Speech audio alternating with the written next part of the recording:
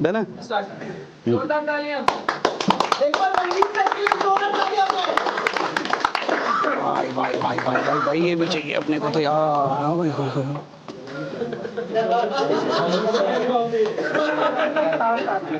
Mahesh sir के तेरे भाई। एक बार जोरदार तालियां हो जाए मेरे कहने पे यार, जोरदार वाली। सच कह रहा हूँ, आपने बहुत अच्छे से तालियां बजाई हैं, दिल खुश हो गया। लेकिन एक बार और तालियां बजानी पड़ेंगी और मुझे विश भी करना पड़ेगा आपको, क्योंकि आज मेरा हैप्पी बर्थडे है। Last year also when I was performing on the stage on my birthday, मैंने सबको बताया कि आज मेरा बर्थडे है, तो इसी तरह से सबने मुझे विश किया और मेरे लिए तालियां भी बजाई। आपने थोड़ा पहले बताया था, केक भी लेके आते हैं। ओह सो नाइस। तो तब क्या था कि सबने इसी तरह से विश भी किया, तालियां भी बजाई, लेकिन ऑडियंस में से कुछ लोग आए भी मेरे पास। किसी ने मुझे 501 का सगन डाला, किसी ने 1100 का डाला, किसी ने 2100 का डाला। तो आप लोगों ने तालियां तो बजा दी हैं और विश भी कर दिया है। आगे की प्रोसेस के लिए वेट कर रहा हूं मैं। खैर, आजकल ठंड बहुत है, तो अभी थोड़े दिन पहले ना मैंने न्यूज़ में देखा कि कुल्लू मनाली में स्नोफॉल हो गया। मैं पहुंच गया वहाँ पे भाई कुल्लू मनाली फैमिली को लेकर, और जिस जगह पर हमने रूम लिया, जिस होटल में, उसके चारों तरफ पहाड़ियाँ, और वो भी सब बर्फ़ से ढकी हुई। भाई बर्फ़ से ढकी हुई का मतलब समझ रहे हो, रूम मतलब जो रूम था, जो होटल था, वहाँ भी हर चीज़ ऐसे जैसे जमी पड़ी है। पहले दिन जब मैं वहाँ पर टॉयलेट गया हूँ ना, गरम गरम स्किन पर जब वो ठंडी ठंडी लगी, मैं करंट की तरह उठ गया, जैसे उसमें करंट है। भाई साहब, मैं आपको मतलब शब्दों में क्या ही बताऊं, मैंने 4-5 दिन जितने भी वहां होटल में बिताए, उससे टच नहीं हुआ और ऐसे करके किया मैंने। तब से लेकर अब तक घुटनों में और जांघों में अभी तक दर्द होती है मेरी, अभी तक इम्प्रूवमेंट नहीं हो पाई। अब कुल्लू मनाली से तो चलो हम आ गए, रात के 10:30 बजे की ट्रेन थी, हम न्यू दिल्ली उतरे स्टेशन पे, और जब घर पहुंचे हैं तो सबको बहुत भूख लगी हुई थी, लगभग 11:30 का टाइम था। अब रात को खाना कौन बनाए इतनी देर में, हमने ऑनलाइन ऑर्डर कर दिया, लेकिन ऑनलाइन खाना आने में भी टाइम तो लगेगा ही।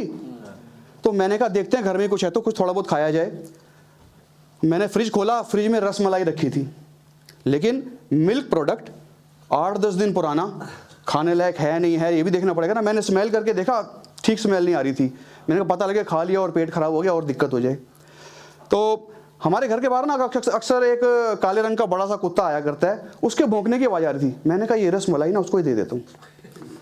जब मैंने रसमलाई उस कुत्ते को दी, वो कुत्ता जिस हिसाब से लपालप रसमलाई खा रहा था ना, मतलब भूख लगी थी इस वजह से, मुझे भी लगा एक अजीब मैं भी मारी लूँ इसमें, लेकिन पॉसिबल नहीं था। तो उसने अपना एंजॉय किया, हमारा थोड़ी देर में खाना आ गया, हमने खाना एंजॉय किया और सो गए, क्योंकि सब थके हुए थे। सुबह जब सबसे पहले मैं उठाऊँ अपने घर में, मैंने जैसे ही दरवाज़ा खोला, घर के आगे जो उस कुत्ते ने रसमलाई फैलाई हुई थी। अब गुस्से में क्या होता है, आंखें बड़ी बड़ी होती हैं। मैं भाई साहब बड़ी बड़ी आंखें करके गुस्से में उसकी रसमलाई देख रहा था, और मैंने नीचे से जैसे ही ऊपर अपनी शक्ल की, सामने कुत्ता खड़ा हुआ था। जैसे बड़ी बड़ी आंखें मैंने की हुई थी ना, मुझसे भी बड़ी बड़ी आंखें तो उसने की हुई थी, वो मुझे देख रहा था। मतलब हमारा जबरदस्त आई कांटेक्ट हुआ, और फिर हम दोनों का माइंड कांटेक्ट हुआ। मैंने उसको मन ही मन कहा, अबे हरामी, ये क्या गंद फैला दिया तूने, तेरा बाप सफाई करेगा क्या यहाँ पे। भाई साहब माइंड टू माइंड उसने आंसर किया, कहता है कमीना इंसान, खराब रसमलाई खिला दी मेरे को। तो मतलब कहने का मतलब है कि कभी भी जानवर को, एनिमल है, एनिमल को कभी भी स्टेल फूड मत दीजिए, never give stale food to the animal. ये मेरी लाइफ का मतलब इंसिडेंट जो हुआ, मैं उससे आपको बताना चाह रहा हूँ कि कभी भी किसी एनिमल को खराब खाना ना दे जो आप खुद नहीं खा सकते। तो एनिमल से एक चीज याद आई, अच्छा एनिमल प्लैनेट कितने लोगों ने देखा हुआ है? Animal Planet, raise your hands. कभी ना कभी तो एनिमल प्लैनेट देखा होगा। हाँ, ज़्यादातर लोगों ने, वही एनिमल दिखाते हैं जिसमें भी। तो जब केबल सिस्टम शुरू हुआ था ना, तो एनिमल प्लैनेट में क्या था, शुरू शुरू में इंग्लिश में सुनाते थे और फिर धीरे धीरे हिंदी में भी आ गया। लेकिन थोड़े दिन पहले मैंने पंजाबी में एनिमल प्लैनेट देखा और वो, लेकिन अच्छा उनको क्या लगता है जैसे सबसे बड़े दुनिया के वेले उनका जो है चैनल देखते हैं, क्योंकि बोलते कैसे हैं, ये एक शेर है, ये नहाने जा रहा है, इसको भूख भी लगी है।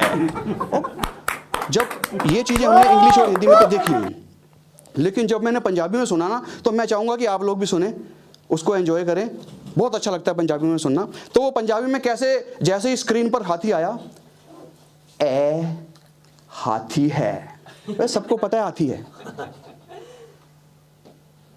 ए मस्त हो गया है, हुण एनू हथनी चाहिदी है, पिछली बार ए एक हथनी दे पिछे पै गया सी ते उस हथनी ने एदे पिछवाड़े ते अपना दंद खोब दिता सी, तां तो अज तक ए हाथी लंगड़ा के चलदा है। मैनू डर है कि दोबारा ओ यो हथनी एदे सामने ना पै जावे। वो एकदम से स्क्रीन चेंज कर देते हैं कभी भी वो। फिर आ गया जी बब्बर शेर और नाग। ए बब्बर शेर ने सप नाल पंगा ले लिता है। सप ने बब्बर शेर दे ढूं ते डंक मारता होया है। सप दा ते चलो जो होऊगा सो होऊगा, पर बब्बर शेर थोड़ी देर बाद कंफ्यूज जरूर होगा कि ए बिना साबन दे मेरे मुंह चों झग क्यों वगन रही है। तो इस तरह की चीजें। अच्छा, यहाँ पर मैरिड लोग कितने हैं, शादीशुदा लोग? हाँ हाँ हाँ। तो सबको पता है कि वाइफ को टैकल करना कितना मुश्किल होता है। तो अबे जिनको नहीं भी हुई उनको बाद में पता लगेगा, तो अभी एक्सपीरियंस ले लो, बता रहा हूँ। तो वाइफ को तो जो टैकल करना होता है मुश्किल होता ही है, लेकिन मेरे लिए डबल प्रॉब्लम है क्योंकि मुझे सास को भी टैकल करना पड़ता है। मेरी सास भी कुछ ऐसी टेढ़ी है। तो एक दिन मेरी सास ने फ़ोन कर दिया कि मैं मेट्रो स्टेशन पे पहुँचने वाली हूँ, आप मंजीत जी मुझे लेने आ जाओ। मैंने कहा आ जाता हूँ। मैं मेट्रो स्टेशन से उनको लेने गया हूँ, मैंने उनको रिसीव किया, रास्ते में आ रही हैं तो कहते मंजीत जी रोको रोको गाड़ी रोको। मैंने कहा क्या हुआ? कहती भंडारा बट रहा है। मैंने कहा तो कहती भंडारा खा के चलेंगे। मैंने कहा घर पे खाना बना हुआ है, घर पे खाना खा लेंगे। कहते नहीं भंडारा लेना है। ठीक है। अब जैसे वो गाड़ी से बाहर निकली, मैंने देखा भंडारे में तो भाई सारे लेबर क्लास लोग लगे हुए हैं, 70-100 लोग। अब मैंने कहा माता जी कैसे लेंगी भाई, उनके ऐसे उसमें लगे हुए, कितना और लगेगा। तो वो नहीं भाई, वो तो एक नंबर की शानी निकली, वो सबसे आगे पहुंच गई लाइन में। ए भाई जरा एक प्लेट नहीं। उसने कहा माता जी लाइन में आ जाओ। अब मैंने जब देखा ना कि यार जो बंदा बांट रहा है वो तो मेरा जानकार है, मैंने उसको हॉर्न किया 3-4 और आवाज़ मारी तो उसने मुझे देख लिया, कह रहा है मंजीत है क्या हाल है आजा। मैंने कहा नहीं वो माता जी आए हैं, उनको एक प्लेट दे दें। अब उसूल क्या बनता है, उन्होंने प्लेट दे दी उनको, तो वो गाड़ी में आ जाए नहीं, वो वहीं पे खड़ी होकर खाने लग गई। खैर हद है यार, चलो कोई बात नहीं, खा भी ली तो कोई इशू नहीं है। अब उन्होंने अपना पर्स खोल लिया, पर्स में से निकाल ली 2 बड़ी बड़ी पन्नियां। अब वो बंदा मेरा जानकार, ए भाई जरा एक में आलू डाल दे, एक में पूड़ियां डाल दे, और एक बात बता तेरे पास छोटी सी पन्नी है? कहता क्या करोगे? कहती है हलवे के लिए पन्नी नहीं है। भाई मैंने तो उससे नजरें ही नहीं मिलाई। इससे पहले कि वो मुझसे नजरें मिलाता, मैंने गाड़ी स्टार्ट की, घर आ गया। और भाई साहब तूफान तो आना ही था।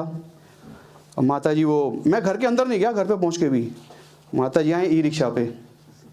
घर पे हम दोनों अंदर गए, माता जी ने सारी बात मेरी वाइफ को बताई, मेरी सासू माँ ने। तो अब ज़्यादा इसके बारे में नहीं बता पाऊँगा क्योंकि अपने मुंह से अपनी बेइज्जती करना अच्छी बात थोड़ी है। तो मेरी वाइफ को ना मैजिक का बहुत शौक है। एक दिन कहती है कि मैंने मैजिक देखने जाना है। मेरी फ्रेंड का फ़ोन आया, वो कह रही है कि वहाँ पे फलानी जगह मैजिक है। मैंने कहा तो क्या बच्चे वाली शौक है, बच्चे देखते हैं मैजिक, बड़े कहाँ देखते हैं मैजिक? कहते नहीं मुझे शौक है। मैंने कहा चलो कोई इतनी बड़ी डिमांड तो है नहीं है, इसको मैजिक दिखा लाते हैं। अब हम मैजिक देने गए, वो अपनी ट्रिक्स दिखा रहा था मैजिशियन।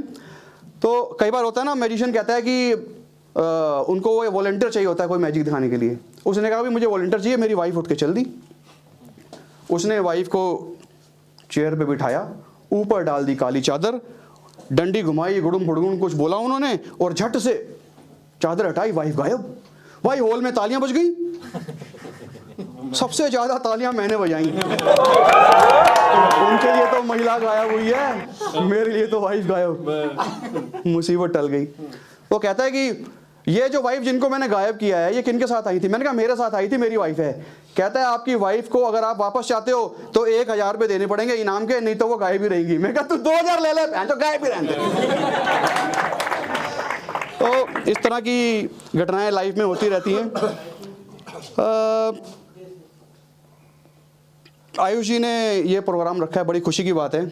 आयुष जी ने वहाँ पर लिखा गालियाँ अलाउड है, बड़ा बड़ा। मतलब सच में ऐसा लग रहा था कि कोई संस्था है जो कह रही है आओ और हमारी माँ बहन एक कर दो। Thank you very much guys. My self Manjeet Singh, stand up comedian.